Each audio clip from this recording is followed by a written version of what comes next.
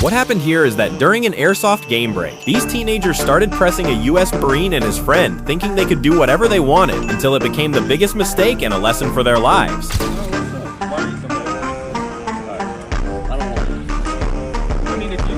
You can try something if you want to.